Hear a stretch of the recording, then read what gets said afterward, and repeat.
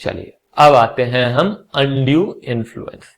ध्यान से सुनिएगा, इसको भी हम एग्जाम्पल्स की मदद से अच्छे से मैं कोशिश करूंगा कि आपको समझा सकूं।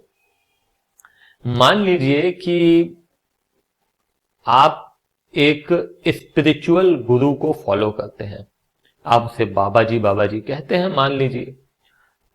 अब रेगुलर बेसिस पे आप जाते हैं और बाबा जी को जाके प्रणाम करते हैं और बहुत मानते हैं, अंधविश्वास के साथ मानते हैं, वो जो बोलते हैं आपको सही लगता है। तो यहां पे देखा जाए तो आपके और वो बाबा जी के बीच में जो रिलेशन है वो कुछ इस प्रकार का है कि बाबा जी जो है वो एक डोमिनेटिंग पोजीशन पे हैं।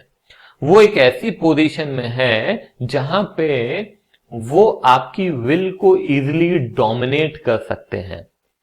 होता ही है आमतौर पे, ये जो गुरु और चेला, ये गुरु एंड डिसाइपल का जो रिलेशन है बहुत जगह पे ऐसा रहता है कि जो डिसाइपल है वो पूरा अंधविश्वास में चला जाता है और आंख बंद करके विश्वास करता है और वो उसको लगता है कि जो बोला है हमें गुरु ने वो बिल्कुल सही है ना। ऐसा वैसे नहीं करना चाहिए मगर कई लोग करते हैं। अब मान लीजिए कि आपके साथ भी ऐसा ही हो रहा है। अब एक दिन क्या होता है कि आपके वो बाबा जी जो हैं वो समझते हैं कि यार ये व्यक्ति जो है ये बिल्कुल अंधविश्वासी है और मेरे ऊपर आंख बंद करके विश्वास करता है, इसका मुझे फायदा उठाना चाहिए।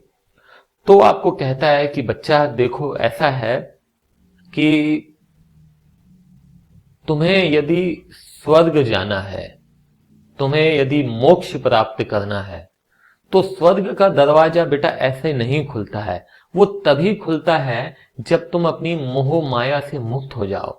तो आप कहते बाबा जी बताओ हम कैसे इस मोह माया से मुक्त होंगे।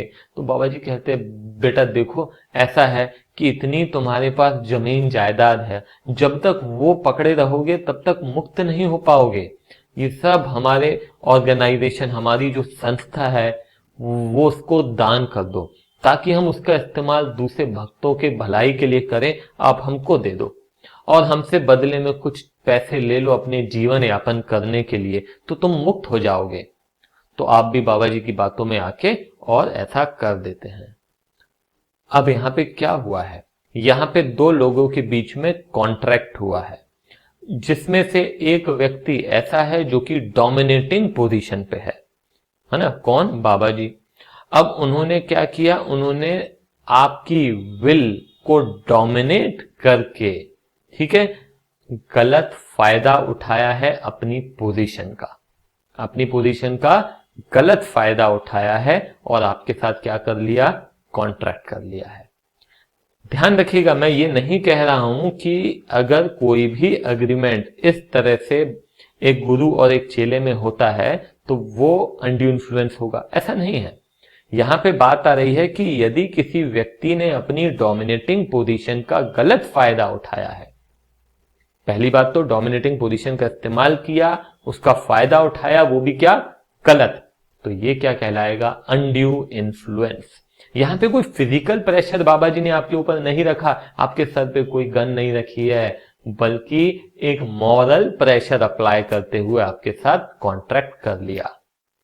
ठीक है, तो देखते हैं यहां पे क्या बोलता है। देखिए यहां पे, a contract is said to be induced by undue influence where relations subsisting between the parties are such that one of the parties in a position to dominate the will of other।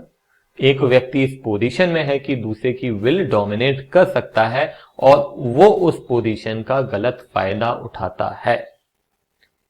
ठीक है, he uses the position to obtain unfair क्या, advantage. ठीक है, तो ये क्या कहलाएगा, ये कहलाएगा अनड्यू इन्फ्लुएंस।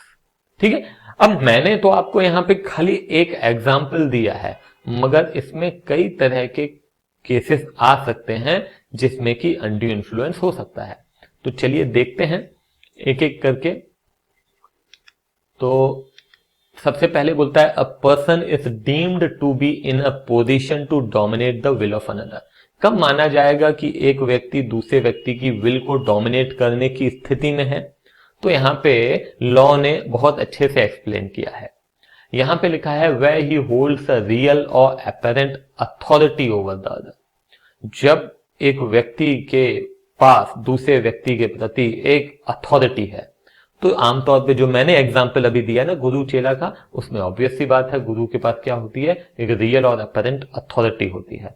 तो ऐसे रिलेशंस में माना जाता है कि एक व्यक्ति दूसरे व्यक्ति की विल को डोमिनेट कर सकता है।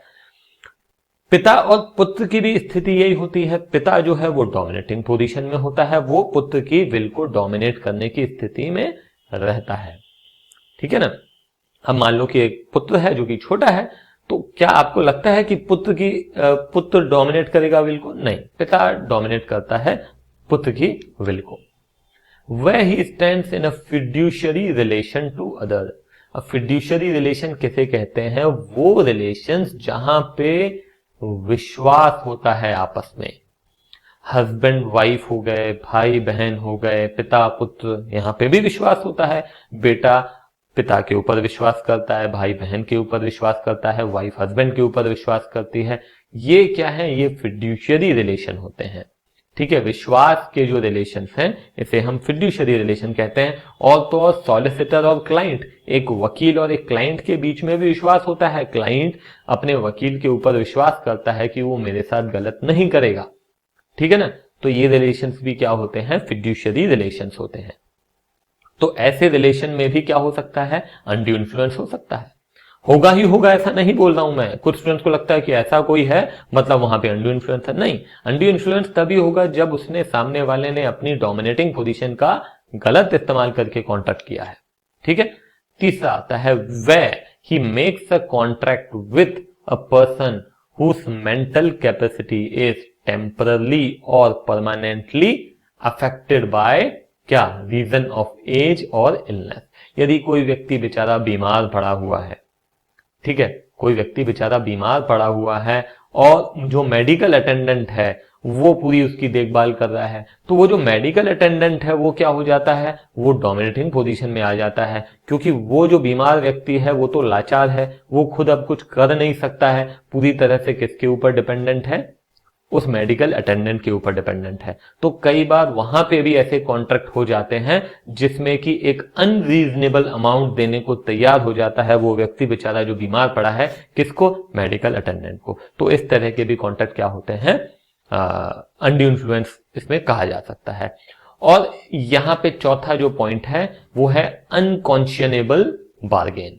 कई बार किसी व्यक्ति की मजबूरी का फायदा उठा के और उसको बहुत महंगे दाम पे कोई चीज दे देना उसकी तो इसके बाद चलिए हम आगे देखते हैं और समझते हैं। कुछ एग्जाम्पल्स आप देखेंगे तो आपको क्लियर हो जाएगा कि रियल एंड एपेरेंट अथॉरिटी के कुछ एग्जाम्पल देख लेते हैं। तो ऐसे कौन से रिलेशंस हैं जिनमें कि बिल्कुल क्लियर आपको समझ में आता है कि एक व्यक्ति का किस तरीके से दूसरे किसी व्यक्ति के ऊपर डोमिनेटिंग अथॉरिटी है। ठीक है। तो parent and child, master and servant, doctor and patient, spiritual adviser and disciple, है ना, जो guru and chela, medical attendant and patient, fiduciary relation मैंने बताया जहां पे विश्वास होता है, तो वो है आपका हस्बैंड एंड वाइफ, है ना। पेरेंट एंड चाइल्ड भी होता है, ऑब्वियस सी बात है। ब्रदर एंड सिस्टर है, सॉलिसिटर एंड क्लाइंट है, वहां पे भी फिड्यूशियरी रिलेशन होता है। ठीक है।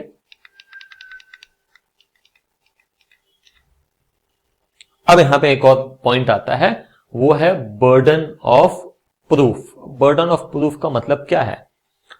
जब आप कोर्ट पहुंचेंगे और आप चलिए मान लो कि जैसे हमने एग्जाम्पल शुरू में लिया था कि आप किसी को फॉलो करते हैं और उसने किसी बाबा जी को फॉलो करते हैं और उसने क्या किया कि आपकी पूरी संपत्ति आपसे बहुत ही कम दाम में खरीद ली। अब आप यदि कोर्ट में जाते हैं और केस करते हैं कि मेरे साथ ये गलत हुआ है, तो वहां पे साबित किसको करना पड़ेगा? आपको करना पड़ेगा कि यहां पे अनड्यू इन्फ्लुएंस है, या फिर आपके जो स्पिरिचुअल गुरु हैं उन्हें करना पड़ेगा कि यहां पे अनड्यू इन्फ्लुएंस नहीं है। तो चलिए देखते हैं कि लॉ यहां पे क्या कहता है। The burden of proving the absence of use of dominating position to get the unfair advantage will lie on the person who is in the position to dominate the will of other. मतलब आपको ये साबित नहीं करना है कि यहां पे डोमिनेट किया गया है, यहां पे जो दूसरा पक्ष है जो कि उस पोजीशन में है कि वो डोमिनेट कर सके, उसको ये साबित करना पड़ेगा कि यहां पे अनड्यू इन्फ्लुएंस नहीं है. Getting my point? Undue influence है, इस बात को आपको साबित नहीं करना है. अनड्यू इन्फ्लुएंस नहीं है, ये बात साबित करनी पड़ेगी उस व्यक्ति को जो कि डोमिनेटिंग पोजीशन में है. क्लियर है ये बात? ठीक है. तो अब यहां पे देखिए क्या क्या क्वेश्चंस आ सकते हैं. तो सबसे पहला देखिए यहां पे एक एग्जांपल्स ही है, मगर ये एग्जांपल्स देख के आप समझ सकते हैं. A man enfeebled by disease or age is induced by B's influence over him as his medical attendant to agree to pay B an unreasonable amount for his professional service. तो यहां पे question आ सकता है, इतना ही आएगा. यहां पे पूछा जाएगा कि can this contract be set aside, है ना? Can this contract be set aside, explain with the reason. तो आप वहां पे कह सकते हैं yes this contract can be set aside because this is a case of undue influence. And here one person, the medical attendant, is in the position of dominating the will of other person, that old or deceased person, है ना? The person who is in the illness state, है ना? वहां पे आप ये लिख सकते हैं और बता सकते हैं कि हाँ, कि ये जो कॉन्ट्रैक्ट है वो क्या होगा, this contract would be voidable at the option of the person who is ill.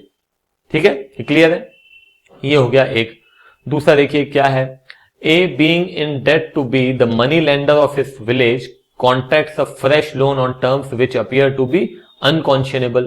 It lies on B to prove that contract was not induced by undue influence. अभी अभी अपन ने चर्चा की, है ना? अगर कोई व्यक्ति दूसरे व्यक्ति की मजबूरी का फायदा उठाता है, और यहां पे हमने क्या देखा, मनी लेंडर जो है वो बहुत ज्यादा रेट ऑफ इंटरेस्ट पे उसको पैसे देता है, तो इस तरह का कॉन्ट्रैक्ट क्या कहलाएगा, वॉइडेबल कहलाएगा, है ना? और यहां पे बोल रहा है कि किसको प्रूव करना पड़ेगा कि ये वॉइडेबल नहीं है, तो जो लेंडर है उसको प्रूव करना पड़ेगा कि भैया ये जो है वो लेंडर नहीं है. ठीक है. एक और देखिए. A student was induced by his teacher to sell his brand new car to the latter at less than purchase price, है ना? तो to score more marks in the examination. Accordingly, the car was sold. However, the father of student persuaded him to sue his teacher. State on what ground the student can sue the teacher on the basis of undue influence. तो आप यहाँ पे answer लिख सकते हैं. It is a clear case of undue influence. ठीक है. और क्या क्वेश्चन आ सकता है? What is undue influence and what is the effect of undue influence on whom the burden of proof lies in the case of undue influence. तो आप बता सकते हैं. अनड्यू इन्फ्लुएंस की डेफिनेशन आपको अच्छे से याद होनी चाहिए, उनके रिलेशंस आपको मालूम होने चाहिए. ठीक है. उसके फीचर्स आपको मालूम होने चाहिए, और आपको यह भी मालूम होना चाहिए कि ये जो बर्डन ऑफ प्रूफ है वो किसके ऊपर है, उस व्यक्ति के ऊपर है जिसके ऊपर वो यूज किया गया है, या उस व्यक्ति के ऊपर है जो कि डोमिनेटिंग पोजीशन में है. ठीक है. तो ये आपको बहुत अच्छे से प्रैक्टिस करनी है. तो इसको हम आज यहीं पे खत्म करते हैं.